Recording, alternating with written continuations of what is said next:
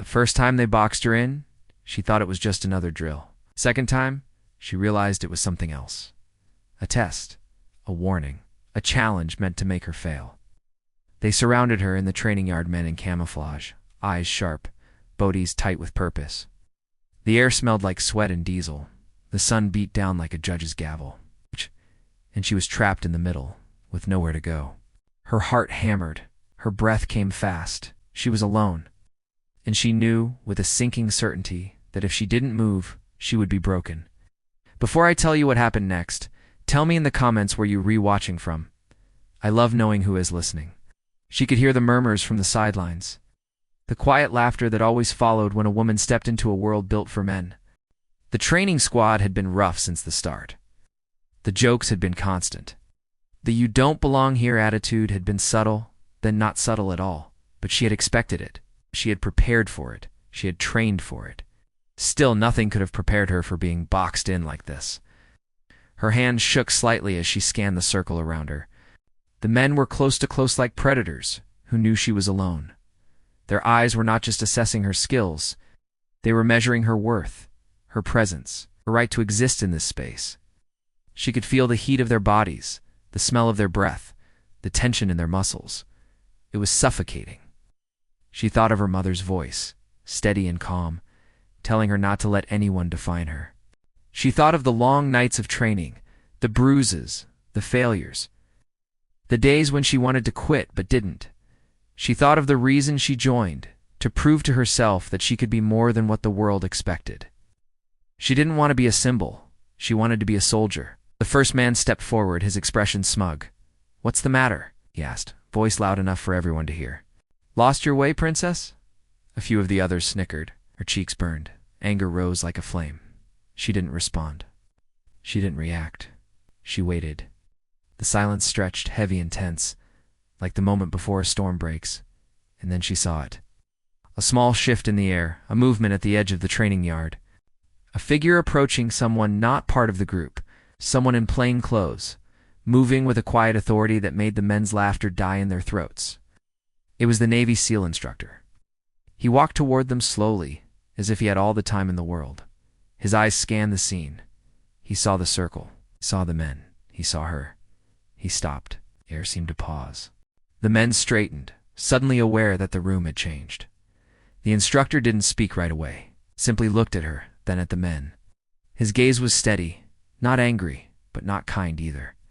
It was the gaze of someone who had seen too many people waste their potential on pride. "Break the circle," he said quietly. The men hesitated, confused. Some of them looked annoyed, some looked embarrassed.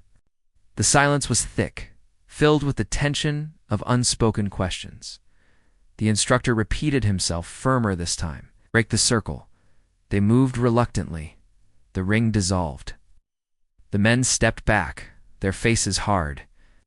Their eyes still held that old judgment, but now there was something else, something like fear. The instructor walked over to her and crouched down, his voice low. "You're not here to be accepted," he said. "You're here to survive. And survival isn't about being liked. It's about being prepared." She nodded, swallowing the lump in her throat. She felt relief, but also a strange emptiness. She had wanted acceptance, even though she knew she didn't deserve it. She had wanted to be seen as equal, not as an exception. But she had never expected the lesson to be this raw. The instructor stood up and turned to the group. His voice carried over the training yard. "You boxed her in," he said. "Not because she's weak. It's because you're afraid of what she might become." The men shifted uneasily. A few looked away. A few clenched their fists. He continued, "Now you will learn the SEAL way." He snapped his fingers, and the training shifted. The men were no longer simply surrounding her. They became a coordinated force, moving like a tide.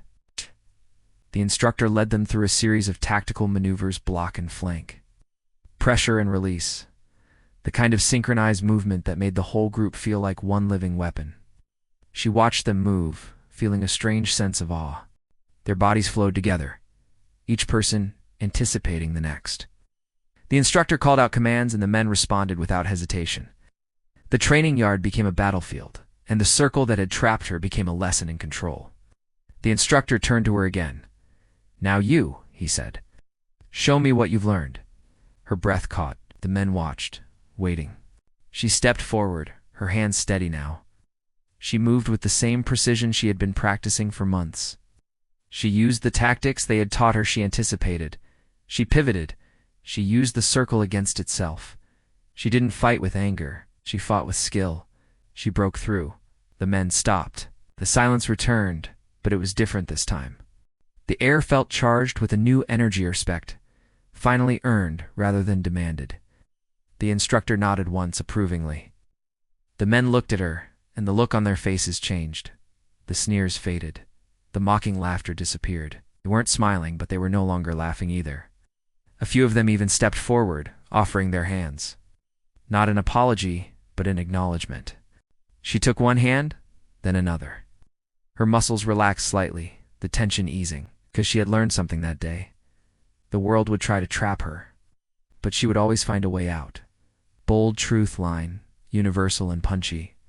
Because strength isn't built by being protected, it's built by breaking through.